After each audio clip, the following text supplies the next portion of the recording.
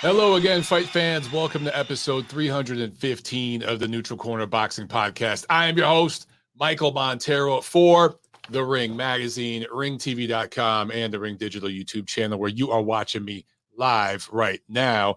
As always, I remind you guys to make sure that you subscribe. You click that little notification bell so that you never miss a live video. And likes, ratings, reviews, we all appreciate it. This is a word of mouth show. We don't do ads here, right? So at least with the live video, we don't do ads. And I could bombard you guys with 10 minutes of ads, and I could break the show up every 15 minutes and do a bunch of ads like a lot of the favorite podcasts you listen to. We don't do that here. So we ask the fee. It's non-monetary. All I ask is that you guys share word about the show. Post it on your social media. Get the word out there.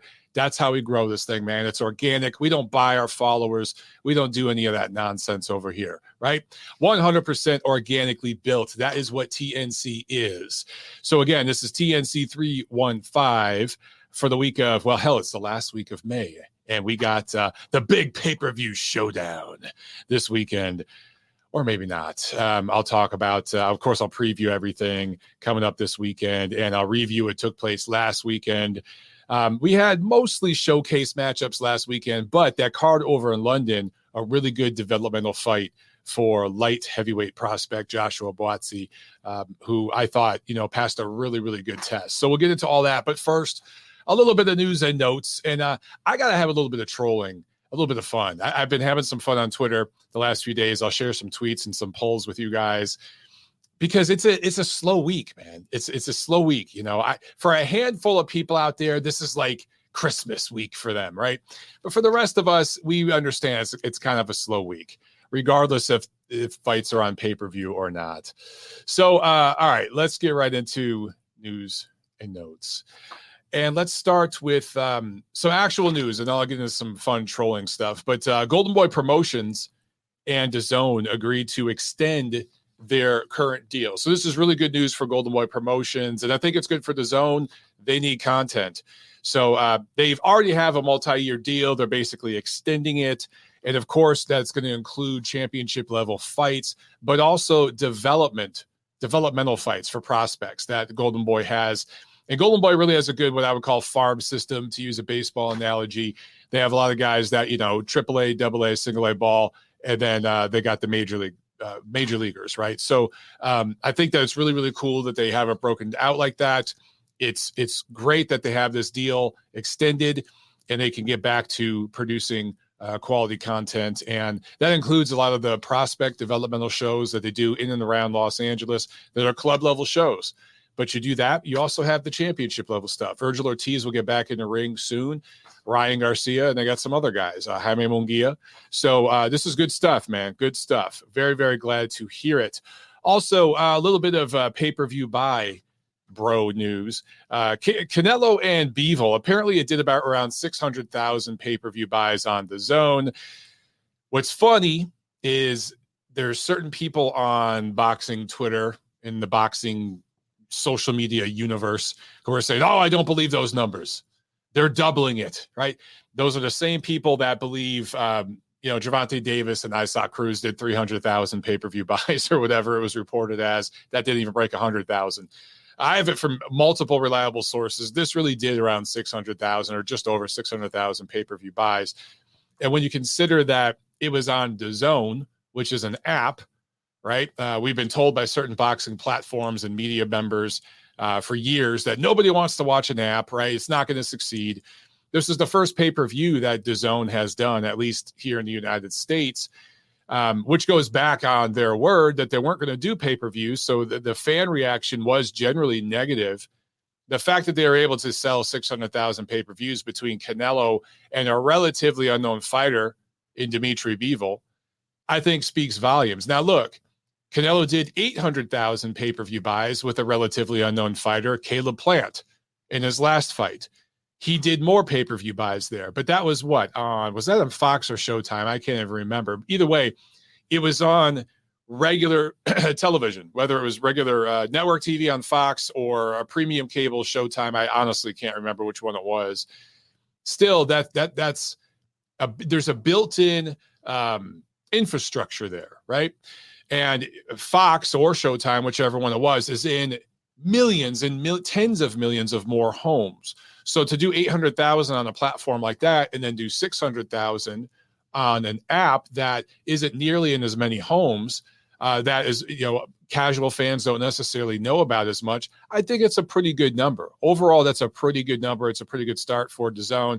By the way, I absolutely hate that DAZN is in the pay-per-view business. It disgusts me. And I thought that pay-per-view should have been cheaper for DAZN subscribers, especially loyal DAZN subscribers who have been there the whole time, like I have. And I hated that ads ran all the way through it. So there's plenty to clean up over there, but I'm just reporting the numbers. That's a pretty significant accomplishment for DAZN. What does that mean for the future and of how they're going to do business? We shall see. Sticking with Canelo news, apparently, it was announced today on several media platforms, as breaking news that Canelo is going to fight Golovkin this September. And I'm like, is this really breaking news? Number one, it's not official yet. I mean, it's been signed and agreed to in principle for months. We've already known that, right? But this isn't official yet. So everyone can pump the brakes. It's not officially official quite yet. Unless I'm missing something, you guys can correct me. But I just find it funny, all the breaking news headlines. I've been telling you guys for months. Actually, I've been telling you guys since last year that this fight was going to happen, right? It was obvious to anybody who's been paying attention that they were going to go in this direction. I think it makes perfect sense. I know that there are some people that have Canelo Triple G fatigue. I understand that. But for all of you saying this is going to be a complete wipeout by Canelo and he's going to destroy Golovkin in 3 or 4 rounds, you're mistaken. This is going to be a very competitive fight. In fact, I would favor it going the distance if I were a betting man, which I'm not. My original gut feel is this is another distance fight where you have plenty of two-way action between both guys. Commercially, it's still one of the biggest fights that can be made in boxing. It's still a better option for Canelo than anybody else from 160 to 175 in terms of commercial appeal in dollars, box office dollars. Same thing with DAZN, same thing for everybody involved, including Golovkin, obviously. It's the best choice that everybody involved can make. And let's remember this, folks. Canelo is the undisputed super middleweight champion of the world. Golovkin is the unified middleweight title holder. So him moving up to 168. If Golovkin does lose, and all of you are right, and Golovkin gets pulverized in 3 rounds, which again, I don't think is going to happen. But even if it goes the distance, and we have another close, controversial decision that Golovkin falls short on, he's still the unified middleweight title holder. And he makes tens of millions of dollars against Canelo. He goes back down to 160 next year and can defend those unified titles against the likes of Jaime Munguia, or perhaps they can convince Jamal Charlo to cross the street or do some kind of cross-promotional thing with him. Who knows? There's still massive options for Golovkin. And for Canelo, obviously, if he defends this undisputed championship against Golovkin, he's got a ton of options at 68 and 75 going into 2023. So this is just really, really smart business for everyone involved. Dimitri Bivol put a little bit of I don't know if I wouldn't say he ruined this fight at all. In fact, some people are arguing that he did, and he kind of, took a little luster or a little shine off of the fight by beating Canelo. But I would argue that, and I have argued this already, the odds are tighter now because Canelo's coming off a loss. And there's a lot of people that recently saw Golovkin win and win emphatically, unifying titles in Japan. And they recently saw Canelo lose and lose emphatically in Las Vegas. So people have recency bias, I think they call it, seeing things that just happened and forgetting about things that may have happened just before that. And I think with all that coming in, it makes this third fight, which I'm calling the rubber match. I don't give a shit what the Nevada Commission wants to call it. I'm calling it the rubber match. It makes the rubber match that much more appealing. And I actually think it's going to do big business. Look, if Canelo Bivol does 600,000 buys, I think you could expect Canelo and Golovkin to do at least that. If we're proven wrong, if I'm proven wrong on that, and it does significantly less than Canelo Bivol, I think that will show that the fans really, truly were burnt out on this matchup and just didn't want to see it. But I got to think there's more commercial box office appeal to a Canelo Golovkin rubber match, especially considering everything I just said about recent career trajectories, versus the interest, the fan interest, the box office appeal coming into the Canelo Bivol fight. So I think this is going to do numbers. I think everyone's going to be happy. And DAZN will be in the black by the end of the year, which is something they haven't been able to do so far, at least not since COVID. So this is a big deal. Okay, now let's have some fun with some trolling. Okay. First of all, I got to share this with you guys. So Trevor Bryan is fighting Dubois this week. Brian Dubois are fighting for one of the 5,000 WBA heavyweight belts. And I just had to share this fight poster with you guys because it's so bad. I love this. And I apologize to people listening on audio because you can't see this. But if you follow me on Twitter, I must have tweeted this poster out 5 times today. I apologize for those of you who had to see this over and over. But I'm looking, and by the way, I'm sorry, they're fighting June 11th. The date's right here on the poster. They're not fighting this weekend. I may have said they're fighting this weekend. They're fighting next month. But I'm looking at this poster, and it looks like it's straight up from the 90s, from the 1990s. And I'm not talking about 98, 99. I'm talking about like 90, 91. The Kid and Play House Party 1 movie poster had better graphics than this fucking thing. It's hilarious. And, you know, Don King is a multi-millionaire. I don't know why he's still involved in boxing. I really don't know why. He should just be enjoying his retirement instead of doing these shows that no one's watching. These are club-level shows.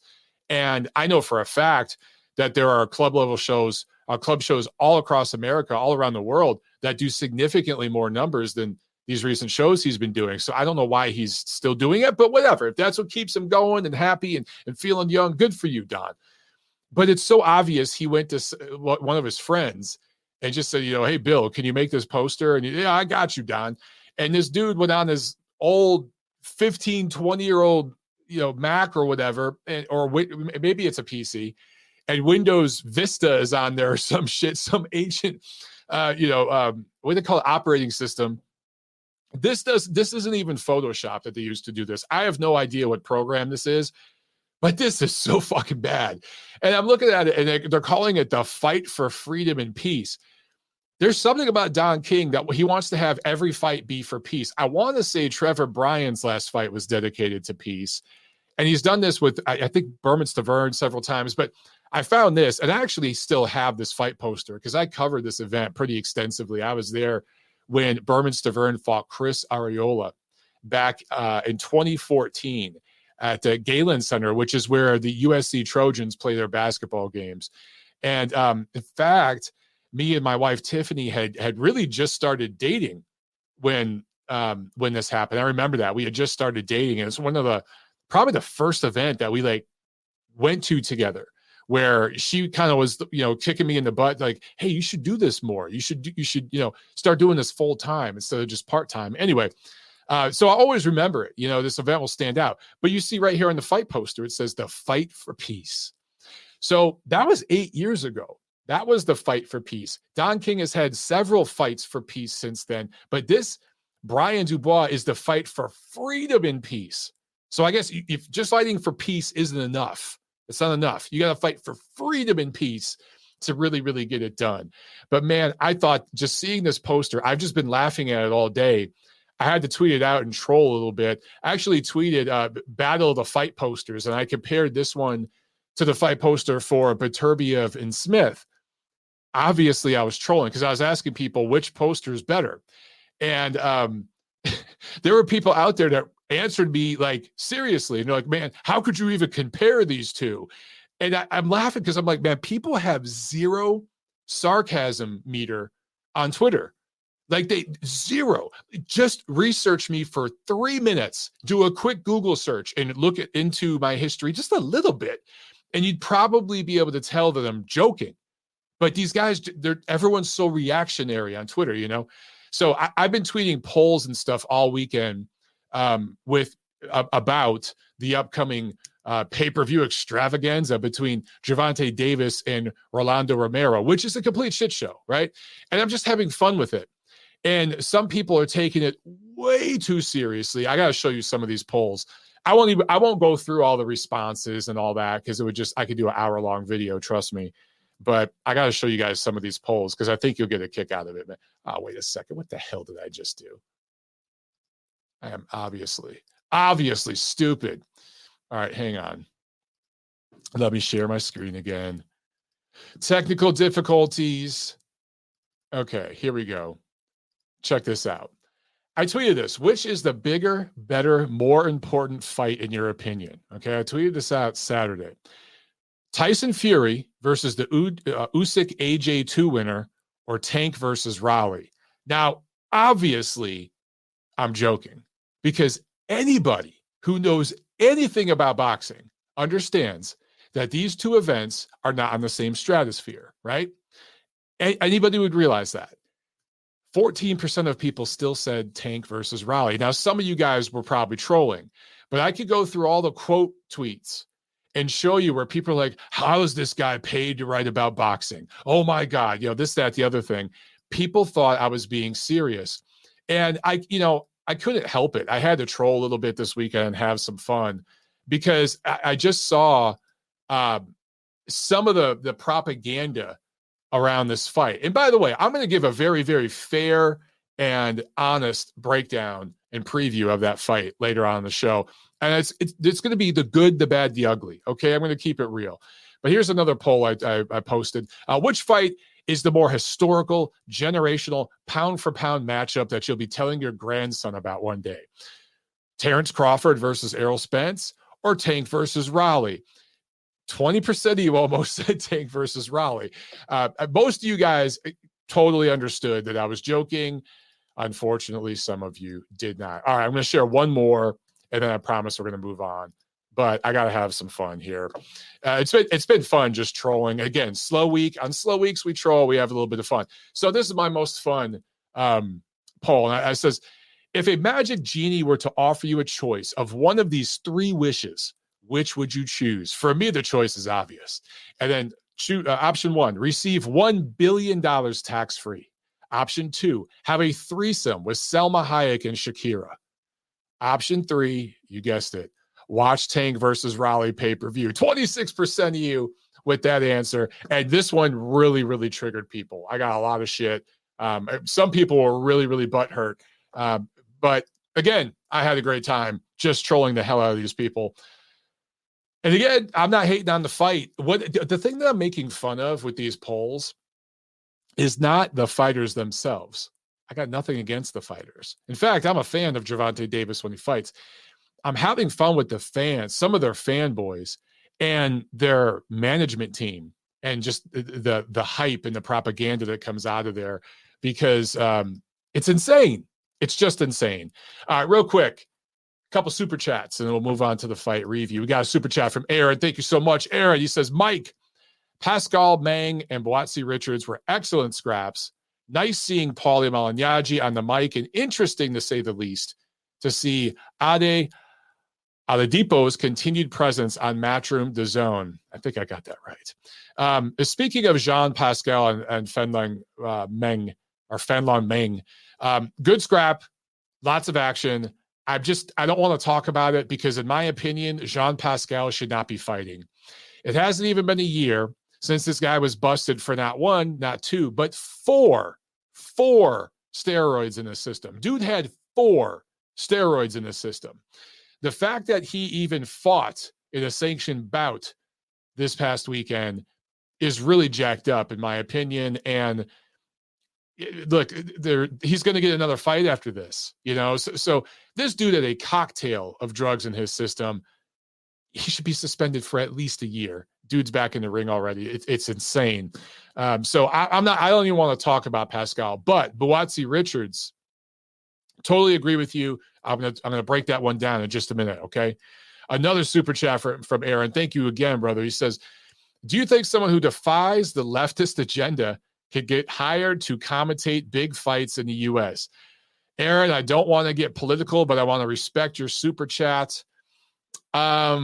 All I'm going to say there is just look at the recent track record of events as it relates to certain commentators and certain networks and some of the, dare I say, hypocritical reaction and action from some of the network executives as it relates to some of their talents, because there are certain people. Let's take Showtime, for example.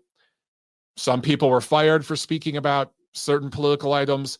Other people are still on the broadcast that regularly tweet about politics on their timeline all the time and are just as far to one side as a former person who was fired is, just in the opposite direction, and they still have a job. So I do think that pretty much will speak for itself. And I say that as a guy who considers myself a classical liberal. Okay, another super chat pledge from Israel Kano Jr. Thank you so much, Israel. He says, excited for the rubber match. Let's go Triple G. See, there you go. There's going to be millions of people out there who are excited about this fight around the world. And casual fans, diehard fans, MMA fans, people know who Canelo is. They know who Golovkin is. They know about this history. And again, with the recent trajectory, what guys have done in the ring this year, it makes the fight intriguing. It's also for an undisputed championship. That's intriguing too. So all things considered, I think the fight's going to do numbers, and that's going to drive some people who have agendas crazy. In fact, some of that started on Twitter already after David Benavidez won this weekend. And now suddenly he's the boogeyman, although a lot of people wouldn't mention his name for years, but now they're mentioning his name. It's interesting the way things change. So let's get into this, man. Let's do this review and let's talk about it, okay? So last Saturday, May 21st, there were 3 major events around the world. Let's start with the event over in London from Matchroom Boxing, O2 Arena. This was broadcast on the Zone, obviously. And in the main event, Joshua Buatsi improves to 16-0 with a unanimous decision win over Craig Richards in a 10-round light heavyweight fight. Scores were 116-112, 115-113 twice. I thought those were good scores. 115-113, maybe a little better because it was tight, but you could make an argument for 116-112. You really could. Bowatsi won the fight. This wasn't a robbery. It was a tougher fight than expected for some people. But for me, what I saw here was outstanding matchmaking from Matchroom and a great developmental type of win for Bowatsi, who had KO'd his last 10 opponents coming in. So people go into these things, again, with recency bias and thinking about what they have seen in the past. And where they were expecting this dominant stoppage type of win from Bowatsi, or at least that's what they wanted. When they didn't get it, when they saw him actually get hit at times, get in his head a little bit, thinking at times, there were certain times where he was maybe a little slow to pull the trigger, maybe a little gun shy, but he worked through that. And I thought that he won this fight. Remember this about Richards. Craig Richards went the distance with Dimitri Bivol just last year. So he's no pushover, right? He's lost a few times, but he's never been stopped. He goes the distance. He has shown that he's a tricky kind of boxer, crafty boxer, and he's fairly skilled. This was a good developmental win for Bowatsi. I don't know what you guys want. Some of you, I saw some people on Twitter just shitting all over this Bowatsi and saying, oh my God, you got exposed in this fight, or this was a robbery. First of all, it wasn't a robbery. The right man won. Second of all, this is what a prospect needs. If you just get in there and level everybody and you're just getting everything your way, you're not going to develop. You're not going to get better. These 10 rounds are going to make this kid a better fighter. Trust me. Okay. I've seen this before. So this was good stuff. I don't know. Some of the stuff I saw on Twitter was a little weird. I didn't quite understand it. All right, let's get over to America, where there are 2 shows. And in the main event of both of these shows, it was really a foregone conclusion. We knew what was going to happen. Let's start over in Phoenix, Arizona, Glendale, which is just outside of Phoenix to be specific. TGB Promotions, the Gila River Arena.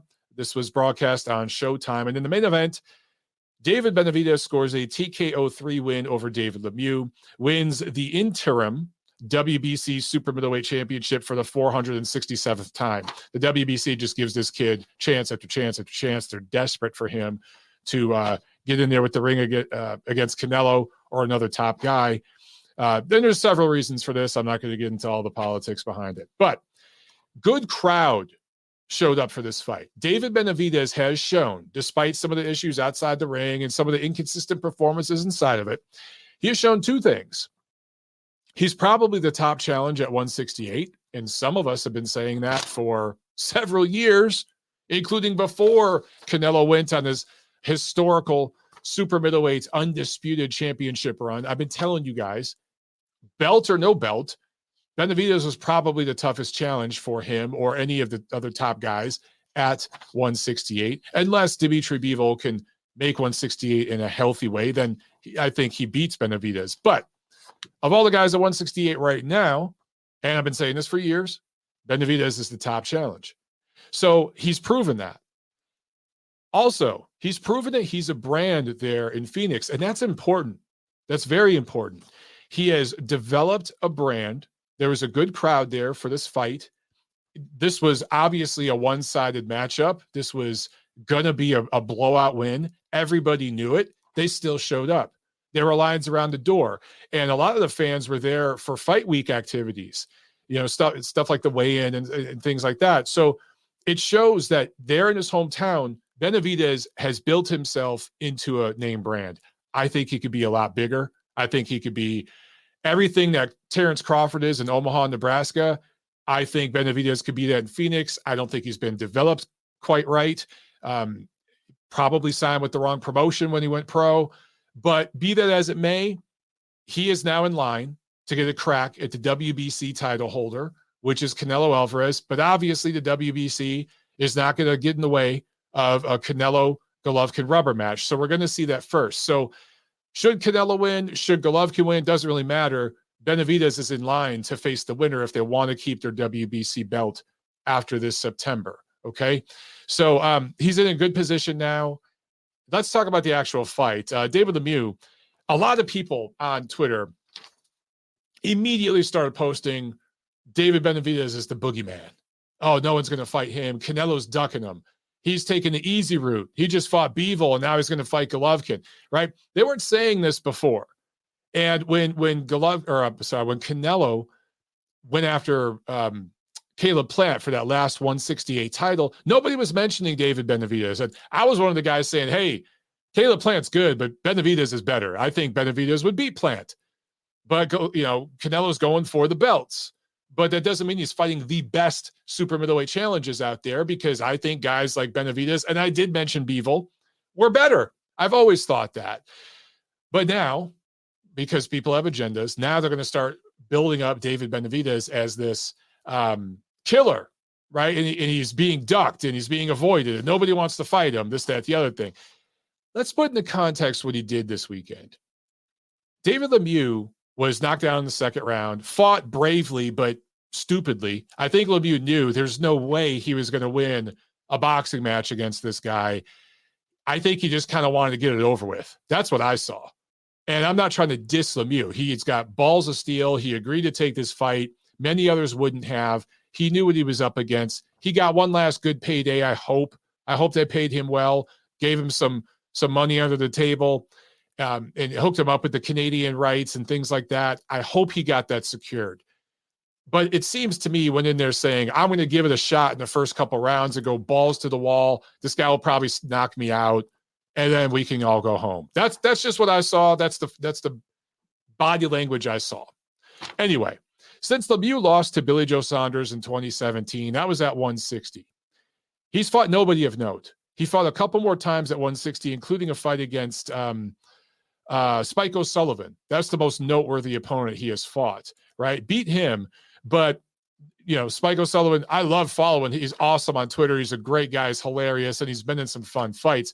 But he's not on the elite level. We know this. But from 2019 to 2021, coming into this fight against Benavidez, Lemieux had fought 3 times against incredibly weak opposition. So he fought once in 19, once in 20, once in 21. And those were at 168, but against very, very weak opposition, right? Club level type opponents. He hadn't been in there with a high-level opponent since 2017, which was at 160, when Billy Joe Saunders shut him out over 12 rounds. So this is a guy who, he was a prospect at 54, but developed into a real 160. He was a legitimate middleweight. Always kind of short for middleweight, 5'9", but strong. He's a thick guy. Kind of built like Canelo, honestly. A little bit taller, but kind of built like Canelo. And strong puncher, really good left hook. Had some highlight reel, knockout of the year type of knockouts in his career. Has carved out a good career for himself. Had a belt for a while, a world championship belt. But that was all at 160, and that was years ago. Gennady Golovkin destroyed this guy in 2015 when he was at the peak of his powers. We are now 7 years removed from that. David Benavidez destroyed him too, but it's 2022, and this is at 168. And Lemieux's been through wars. He's taken a lot of punishment, blows up in weight sometimes in between fights, lives kind of hard outside of the ring sometimes. Again, no disrespect to him. It's just the reality. So people need to pump the brakes just a little bit on the hype that Benavidez is getting. To David Benavidez's credit, he did what he was supposed to do. He sold tickets. He got in there and stopped this guy real quick. He made short work of it. It was entertaining. It was exciting. It was explosive. Okay. So he did everything he was supposed to do. I'm not trying to hate on it at all. It's just some of the hype around it on Twitter and whatnot. I think people are exaggerating just a little bit what this fight was and need to keep things in context. What I want to see from Benavidez is I want to see him in there against Jermall Charlo or Caleb Plant next. We all know Canelo is going to fight Golovkin this fall. That's what's going to happen. All right. So if you're Benavidez, I don't want to see him in there against another opponent like this. He needs to fight Plant or Charlo. That's what should happen. Will it happen? I don't know. But I think a fight between him and Plant is very marketable. Plant lives in Las Vegas now.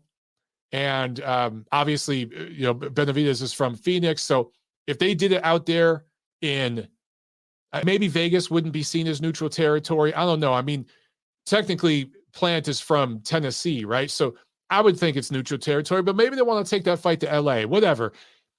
It would do numbers. That fight is marketable and it works.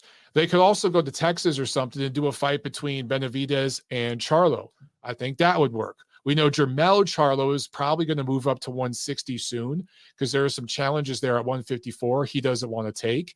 So at 160, when he moves up, Jermall is going to move up to 168. I really hope PBC pulls the trigger on this and makes it happen because these are fights that should have happened 2 or 3 years ago, if we're being honest. So that's what I want to see from Benavidez next. Now, let's go to Las Vegas, where Top Rank had a card at the Resorts World Las Vegas on ESPN. Let's talk about this co-main real quick. And by the way, I covered this event for Ring Magazine, so my recaps are there on ringtv.com if you want to just read what I thought about these fights right as they were happening, the notes I took down, and my posts right after the fight. You can get some quotes from the fighters, some punch stats, all that good stuff. Go check out my recaps there. But in the co-main, a slight upset as a much younger Jermaine Ortiz scores a unanimous decision win over Jamel Herring in a 10-round lightweight fight. Herring, of course, held a belt recently at 130, lost to Shakur Stevenson last year in Atlanta, moved up to 135 for this fight, got with a new trainer, Manny Robles, tried to give it a new look, right? Looked just a step behind Shakur Stevenson when they fought the entire fight, but really gave it his all. And then I think him and his team said, let's go one more time. And we're gonna change trainers, we're gonna change camps, we're gonna move up in weight to 135 so it's more comfortable making weight, and we don't have to sacrifice as much. And we're gonna see what happens. And he started fairly well in this fight, won the first round, but then second, third round, Ortiz really started having moments. And into the middle, late rounds of this fight, Ortiz really started to coast. The last 2 rounds of this fight, he dominated. And in fact, in the 10th round, I remember this statistic, Ortiz landed 46 punches on Herring. That is the most any opponent has ever landed on Jamel Herring at any point in his career. That includes Shakur Stevenson. Okay. So Herring just looked slow. He looked a step behind, and he looked like a guy that was kind of just going through the motions. I can relate to some of those feelings. He wasn't as cut. I mean, the dude's always ripped, but I'm saying he wasn't 130. He was 135 because he wanted to be comfortable. When you start hearing fighters talking about that, you can hear you could sense things in their mentality. So right after the fight, Herring said, right there in the ring, I don't want to make any decisions, but I don't know if I got it anymore. I'm probably going to hang him up. I might, that sort of thing. And later on that night, this Saturday night, he basically tweeted out, "That's it for me. I'm retiring." So if he does stay retired, and look, Jamel's a friend of the show. He's been on several times. You guys know he's been on the show several times. One of the more likable guys in all of boxing right now, of this last generation.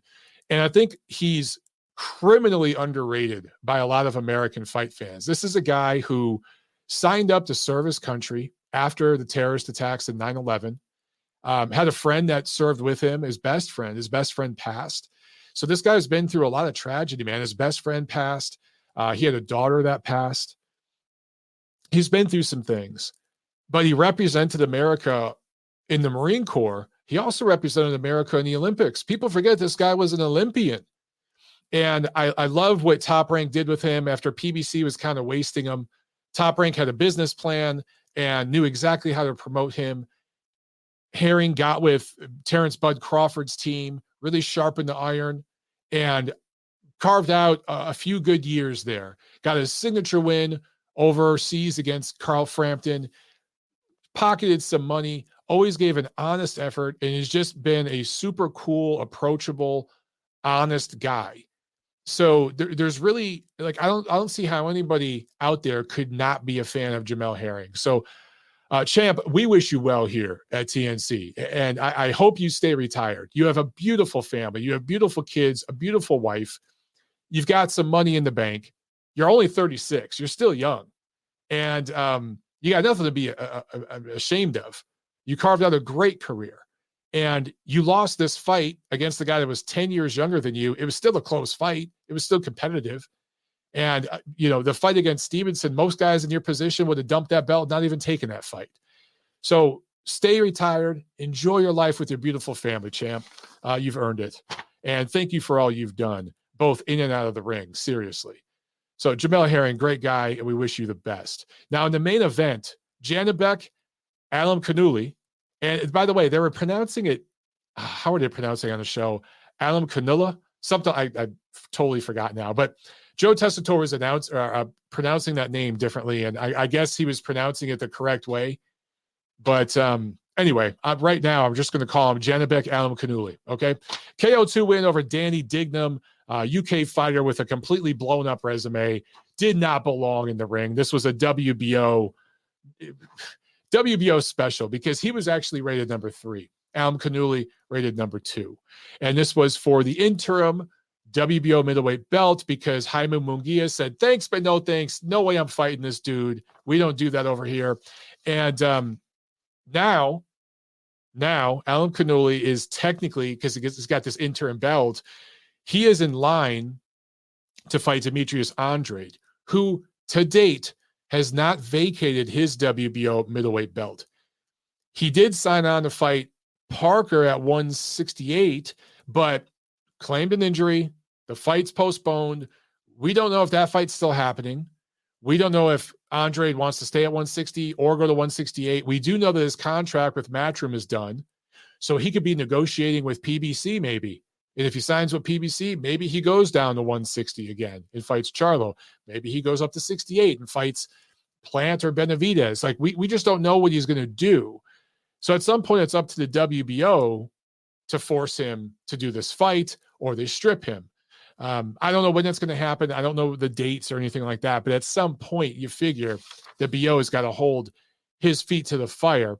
So I think by this time next year, Janibek Alimkhanuly is going to be the WBO middleweight champion of the world. This fight was an absolute mismatch. Again, we knew what we were going to see. We knew that this was going to be a domination from the Kazakh fighter. Saying all that, though, it was still pretty impressive. the way he dominated, I don't think a single punch of significance landed from Dignum. Couldn't get anything in. At least Lemieux against Benavidez got a couple of shots in.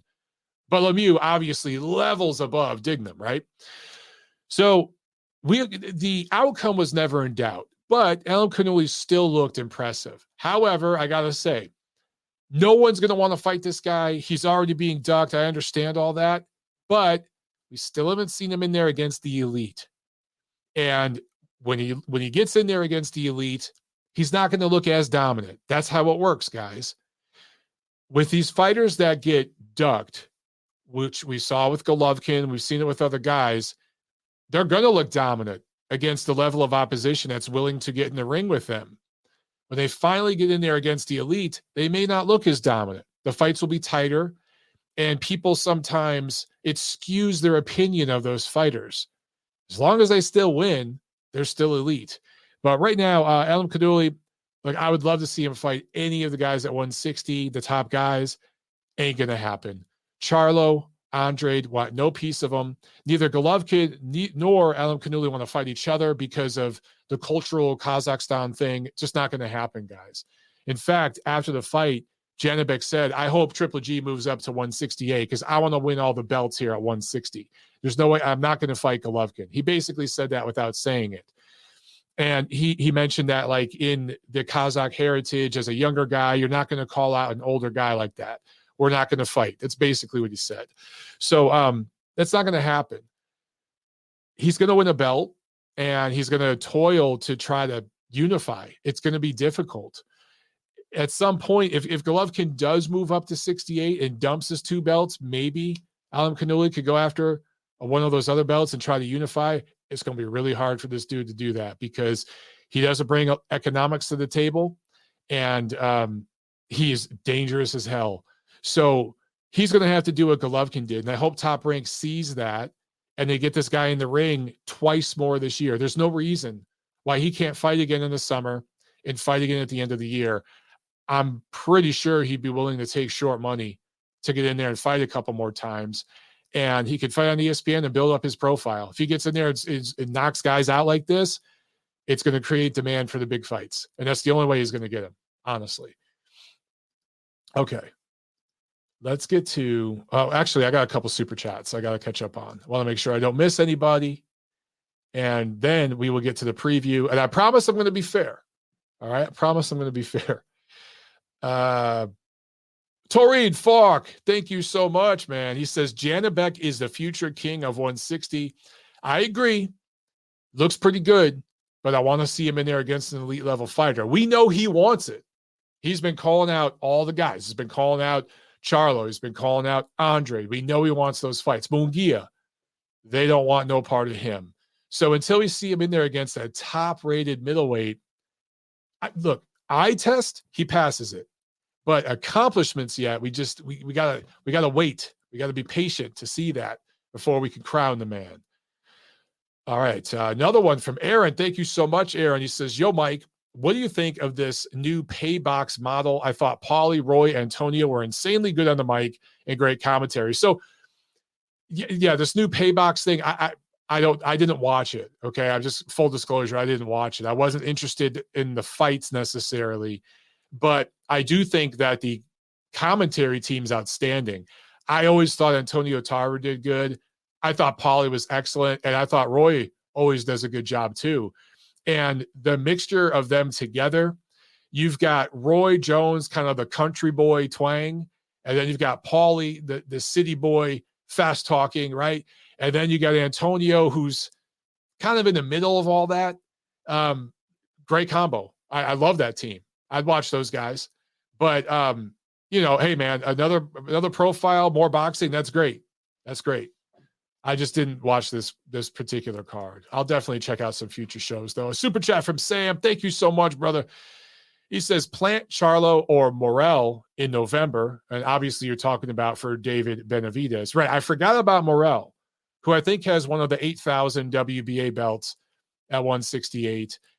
I'd be good with any 3 of those. But I got to tell you, the ones I want to see the most are Benavidez versus Plant and Benavidez versus Charlo. They are more proven fighters. and they need to step their ass up and fight some big opposition. Now, Plant fought Canelo, but that was a payout, right? That was just him selling his belt for $10 million. Other than that, his resume is shit. So is Charlo's. Morrell's only got, 6-7 fights? So he gets a pass. He probably would fight Benavidez next. He probably would. But I got to say, man, I want to see Plant and Charlo. I want to see those guys against Benavidez first. But, look, I'll take any of those. I really, really would. And by the way, I see a couple of you in the chat saying I was hating on David Benavidez. No, I'm not. Let me be clear. The guy did what he was supposed to do.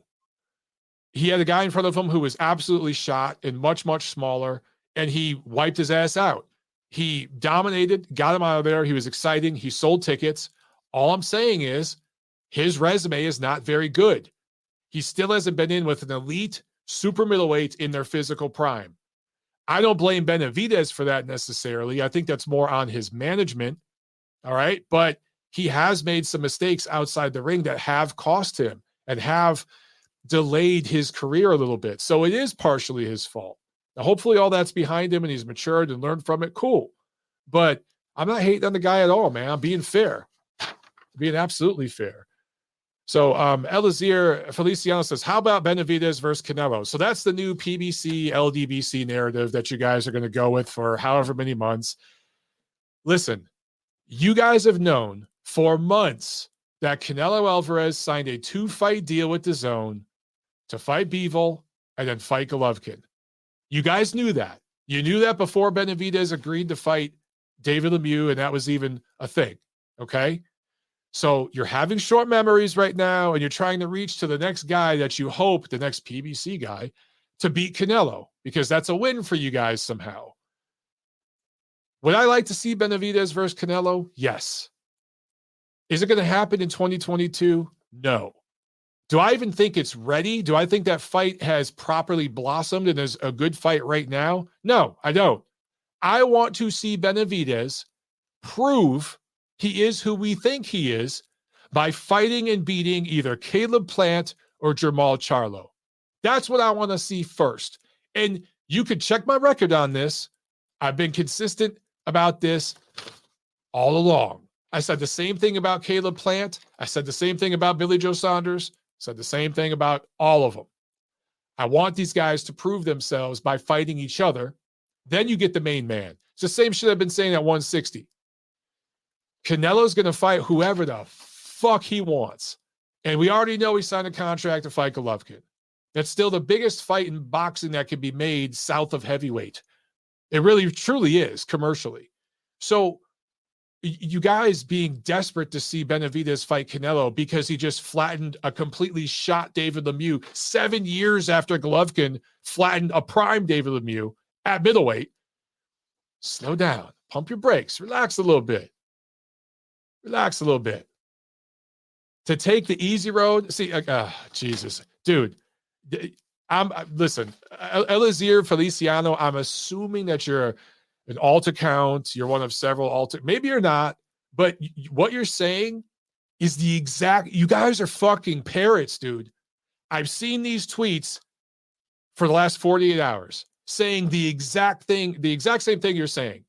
That Canelo's taking the easy road by fighting Golovkin, as if fighting Golovkin is somehow an easier fight than fighting David Benavidez. Look at Benavidez's resume. Compare it to Golovkin's. Go back and watch the 24 rounds Triple G and Canelo had together, and then explain yourself. Because what you're saying don't make sense. Oh, it drives me nuts, you guys. You guys are fucking parrots.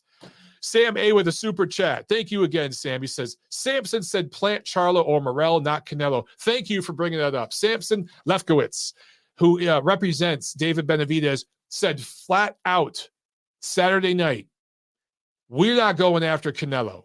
Everyone shut up about that fight. That's not what we're doing. He didn't say we're not ready for it. He didn't say that out loud, but he sure alluded to it. And he said, we're going for, as Sam said, we're going for Plant, Charlo, or Morrell, which makes a lot more sense. It makes a lot more business sense for PBC to keep that in-house. And it makes a lot more sense for Benavidez's team developmentally to go that route first. I think they're going to go for Plant. because I think they're going to try to promote that a certain way. I hate the way they're going to try to promote that fight, but that's how they do it over there. And it is a marketable fight because Plant just fought Canelo. So if Benavidez could go in there and destroy Plant in less rounds than it took Canelo to do it, it builds up hype over there with his fans. Okay. Trey Ander with a great comment. He says, why won't the three of those guys fight each other? Thank you. Exactly, Trey. It's not rocket science. It's not rocket science. S. Gonzalez says, we want Benavidez versus Charlo. Thank you. Thank you. Twal says, Alicia Feliciano, easy route. Did you watch that Bivol fight? Yeah, really easy. Thank you. All right. I'm not going to read any more of that guy's comments because he keeps going and it's ridiculous. Oh, God, dude, you guys all have the same brain. How can so many people say the exact same thing and have the exact same thought? How does that happen? The power of social media. Anyway, okay, preview time. Let me drink some water. You guys ready for a fair and honest preview of this fight between Gervonta Davis and Rolando Romero? Are you ready? Are you buckled in? You ready to have some fun? All right. This Saturday, May 28th, not a whole lot going on in the boxing world. The entire boxing universe is swallowed up by one event. The magical, mystical pay-per-view extravaganza between Tank and Raleigh at the Barclays Center in Brooklyn. Because what do you do with a guy from Baltimore and a guy from, I don't even know where the hell Raleigh's from. You throw him in Brooklyn with the hipsters who serve sriracha with their Asian fusion dishes in their corny little coffee shops. God, they've really ruined Brooklyn. Anyway, Barclays Center, Brooklyn, New York, USA, Showtime, pay-per-view. This is a coming together of TGB Promotions and Mayweather Promotions' Leonard Ellerbe, who's been really, really pushing this thing on social media in a really inclusive way that's bringing people together. Leonard Ellerbe's tweets have been very inclusive. They've been bringing people together, and he's not at all doing this divisive, regressive, us versus them thing. It's really been a positive experience, this promotion.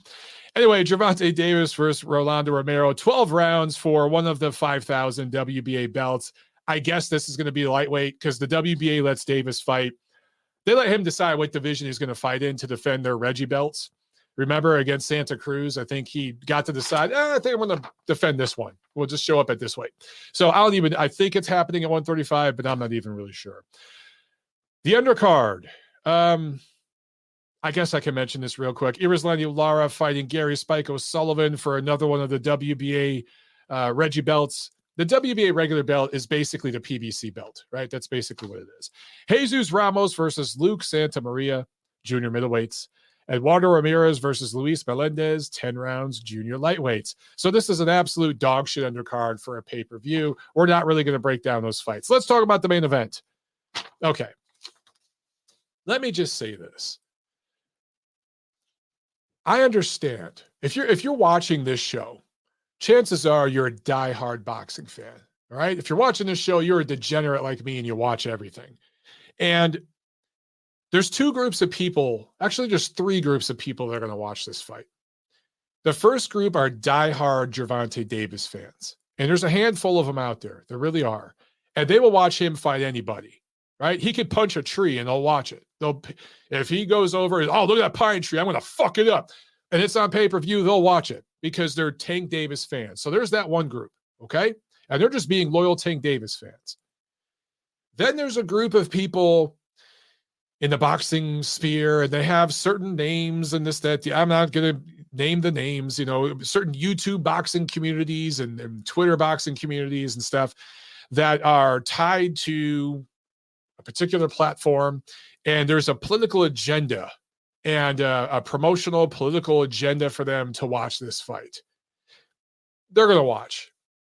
And they're also, their constituents are going to watch. The people that they have duped into thinking that this is a really competitive fight between a 4-time world champion and a power punching, grizzled veteran, undefeated fighter who's going to come in there and could, punch through steel because he hits so hard, right? And he's got a real chance to score the upset knockout. So there's that group. Then there's the group that I think most of you watching this program are. You know what this is. You know that this is about as competitive as Janibek Alimkhanuly versus Danny Dignum was. It's pretty much the same matchup as David Benavidez versus David Lemieux. That's what it's going to be. That's what you're getting. It's being sold as a pay-per-view. It's being sold as this big, massive event. It's basically the Canelo Golovkin rubber match. It's on par with that, right? That's how it's being promoted. But that's all bullshit. The rubes, the yokels, the simpletons fall for that nonsense. You don't. You're going to watch this because it's the circus. And you got to watch the circus. The circus is coming to town. The freak show. They got bearded ladies. They got huge midgets. You got to check that shit out. This is the train wreck you can't look away from, right? So if you have the financial means to purchase the pay-per-view, you're going to watch this because of the freak show atmosphere of it, knowing full well what you're getting and understanding that going in, right? You're not going to feel ripped off when you get what we're all kind of expecting to happen. You just want to see if there's an unexpected moment, a fan man incident, an ear-biting incident, because you just don't know, right? And that's why a lot of you guys are going to watch this. I get it. I'm not hating on you at all. Enjoy the freak show. This is basically, remember the Jackass movies, right? Those are movies where guys were stapling their nutsack to their leg or eating dog shit or something, right? And millions of people watch those movies. Why? Because it's a freak show and you got to watch. Sometimes you just want to watch idiocy and craziness, right? So people went to the movies and paid to watch that shit.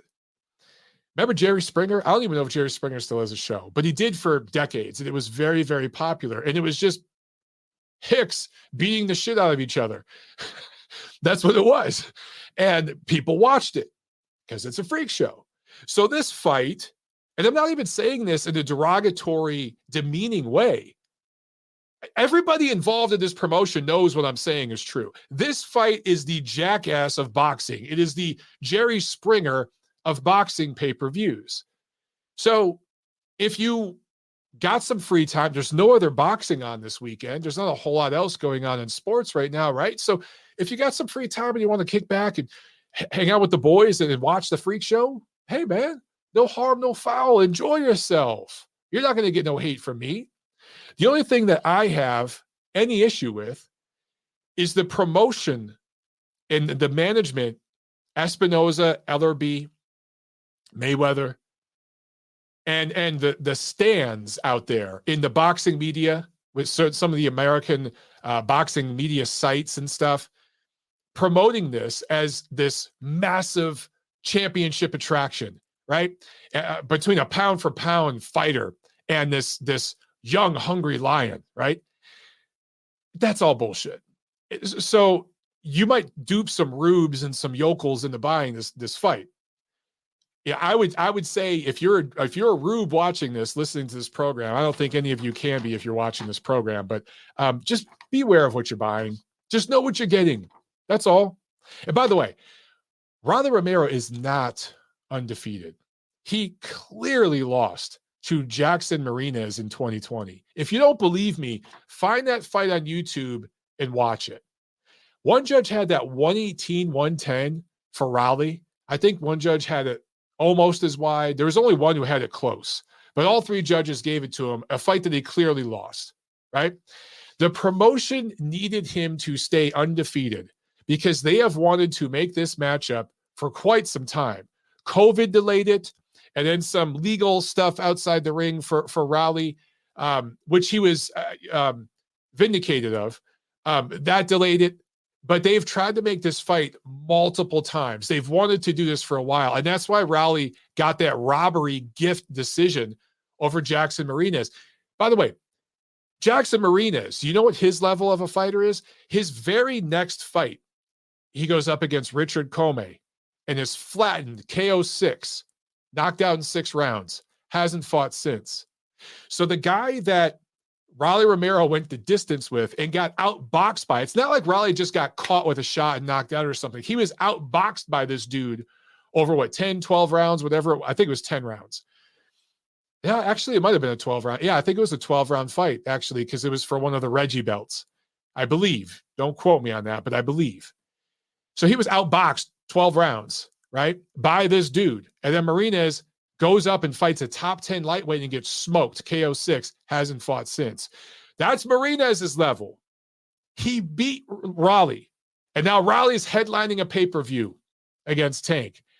By the way, all my trolling this week, all my polls, everything I just said about this fight, it's not me hating on Gervonta Davis, who I already said I'm a fan of as a fighter. He's fun and explosive and exciting in the ring. It's not me even hating on Rolly Romero. Get your money, dude. Do what you got to do to get your money. You're doing a good job promoting this fight. You're getting your cash out. Good for you. But it's me having a little fun with the promotion and the ridiculousness of it, and me having a little bit of fun with the fanboys and their insanity. I have been attacked by several Tank defenders this week. And I laugh at this shit. You guys, you've seen me share some of the tweets.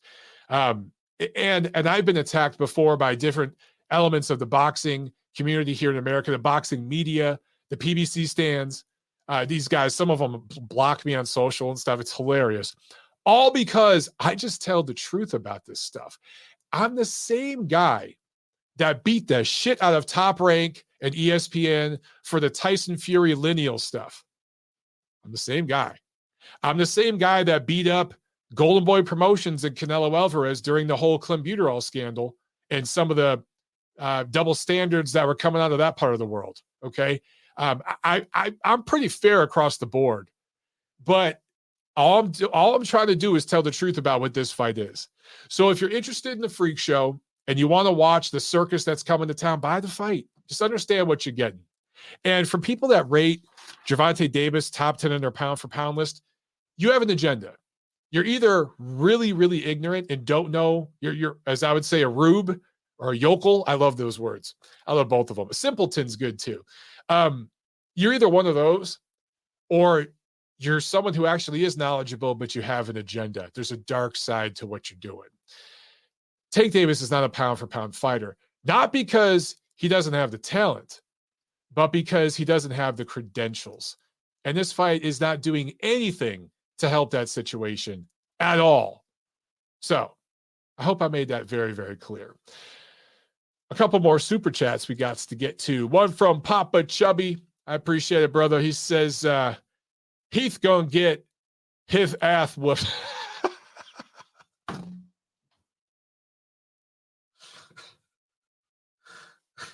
Okay. It took me a second to figure out what you were doing there. Oh my God. That was pretty good, man. That was pretty good. That was pretty good. Okay. Jesus. Okay. Super chat from 1 foot out the door. Thank you very much. He says PBC presents Tank versus Loma 2025. Yeah, pretty much. By the way, they really want that fight, because I'm not going to get political, but if you look at the guys they're putting Tank Davis in against, there's a very clear record. It's either guys from it's not guys who share the same demographic information as Gervonta Davis. Let me just put it that way. And they are using certain things as a wedge issue to promote him to people seeking out the lowest common denominator. There. Did I get that out politically correct way? Whew, I hope I did. Trey Anderson, Mike read that beautifully. And Papa Chubby says, yes, he did. You know why? Because I didn't know what it was. So I just read it as you spelled it. The reason why that worked, Papa Chubby, Chad, is because your spelling was on point. Your spelling was on point. That's why that worked. So it was your spelling that crushed that. Mandela says, Loma clearly ducking Tank. There's that sarcasm again. Obviously, Mandela is joking. What's funny is, if and when Tank's team decides they want to go after Loma, I mean, he's going to be out of the ring all year. So expect him and his team to start calling out Loma next year, coming off of a war, literally a war. I'm not using it as a metaphor to describe a fight. I'm saying literally a war. He will be returning to the ring from a war.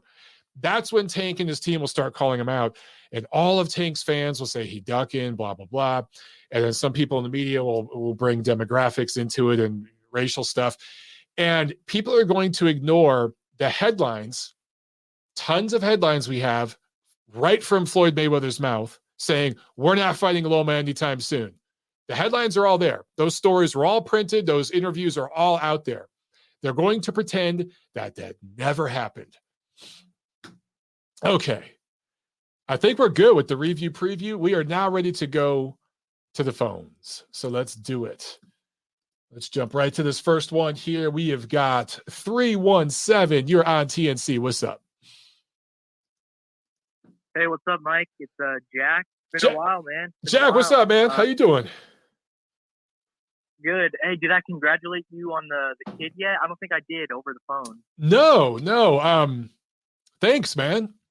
I know you did, I think, on Twitter and stuff like that, but yeah. It's such a big deal, man. This is like huge. This isn't like something little. Like, congrats. Like, your fight, that's minuscule shit compared to this. That's minuscule. Yeah. Like, it made me realize that. Congrats. It's changed my outlook on things. It made me realize how small some of this other shit is, you know? Yeah.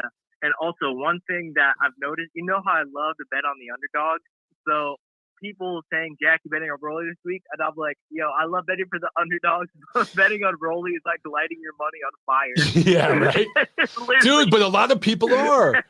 I think Trey was telling me today that he saw the betting line move this week and get tighter, and that's because there are idiots coming into town putting money on Raleigh. I can't believe it, dude. Dude, it's not even close. But hey, the Lemieux Benavidez, I was wrong about that. I wasn't picking Lemieux to win, but I said he has a good chance. And dude, not gonna lie, and Lemieux is so tough. He has that one punch power mentality. Yeah. He was getting his shit rocked and kept backing Benavidez up the entire time and still trying to knock him out. And it was scary, dude. I got uncomfortable watching that. It was a big mismatch, and I actually got like my heart was, because I was like, dude, this is horrible. I would be so scared if a big guy like Benavidez just throwing punches at me. Dude, it just made me so uncomfortable watching that. Like, I don't think I've ever been that uncomfortable watching a fight before. It was just a destruction, dude. Yeah, and after the fight, Lemieux was slurring his words a little bit. He sounded a little beat up. I hope he retires, man. Well, no. Well, he's French. He always. Well, that too, yeah. He is French Canadian. Everyone was saying he's French.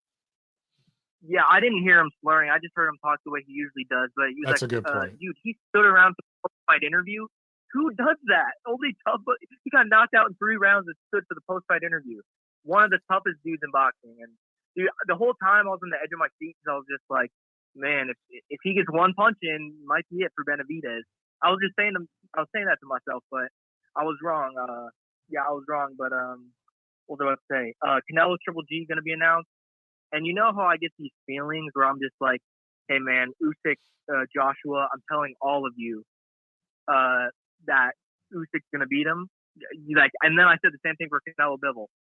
I'm getting a big feeling this is going to be a 50-50 fight, and I'm not getting the feeling that Triple G is going to win. But I definitely am telling y'all, it's definitely not going to be a blowout like you guys say.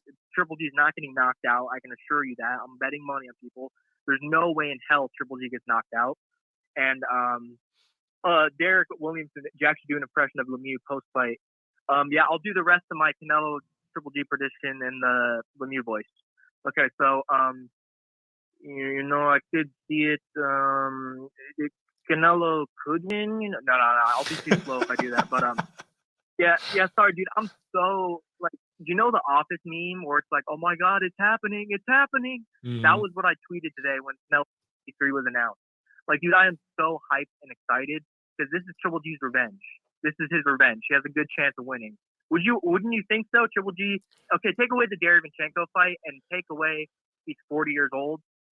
Just go on the Murata fight and him having 1 year out of the ring. Would you still be picking Canelo so confidently? No, you wouldn't. Am I wrong there? No, I do. People keep saying this is going to be like Canelo's going to knock him out. And I'm like, did you not see the 24 rounds these guys shared? I get it that Golovkin's older, but he knows how to fight Canelo. He knows how to fight him. So I absolutely expect this to be a competitive fight. Absolutely. Absolutely. Yes, sir. Two more things I wanted to touch on. So last time, I remember you guys were talking about Munguia and Triple G. Dude, I would see that fight going exactly like Murata Triple G. What do you think? I would say it looks exactly like that fight. Triple G knocks him out late, has a little moments early, but I would see that looking like exactly like Triple G Murata. Style-wise, it's a little different. And I think Munguia's got a little more substance than Murata. I could be wrong, but I think he's improved some things. So he's more physical. He's just a more physical fighter. I think it'd be more competitive. That's just my prediction. That's my gut feel anyway. But I would favor Golovkin over Munguia. I would. Yeah. Okay. One more thing I wanted to cover on. Yeah, man, it's been forever since I was on here last time trying to get on, but I just didn't get on in time. Yeah, we had so many callers. Yeah. So Devin Haney, George Kambosos. I know that's in 2 weeks, but I want to pick that one. So, dude, I want Kambosos to win so bad, but I think I'm gonna lean towards Haney.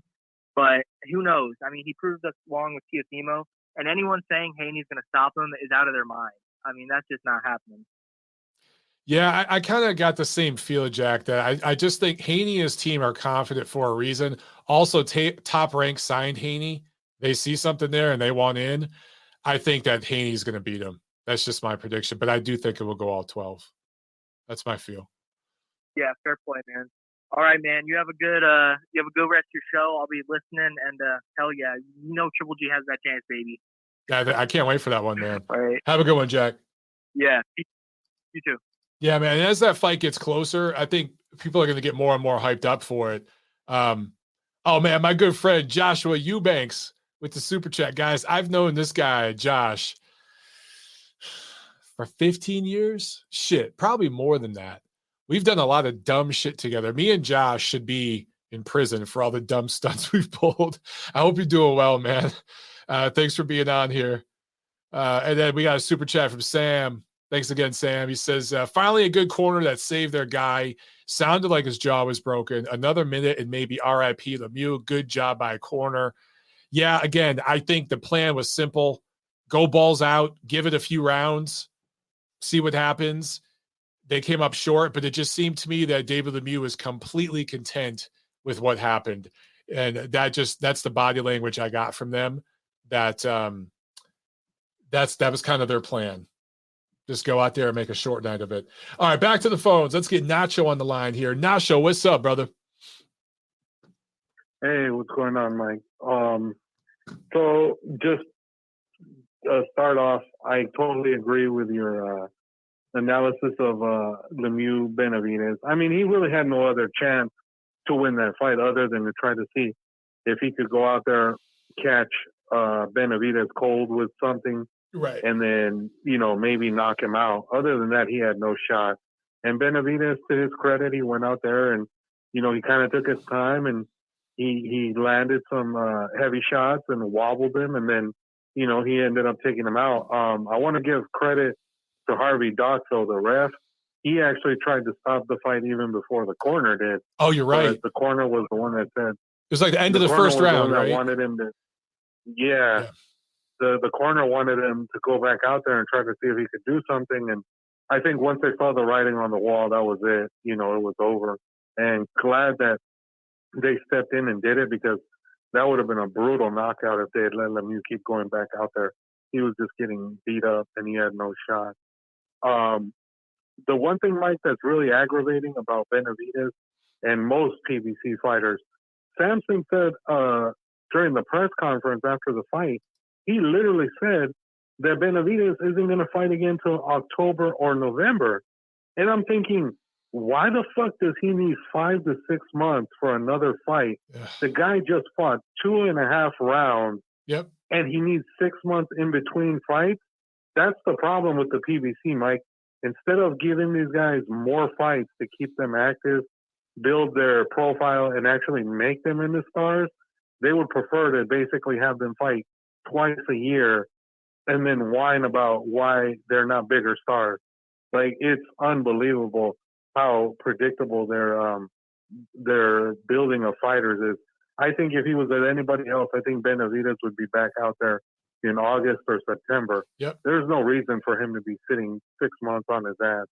That's ridiculous.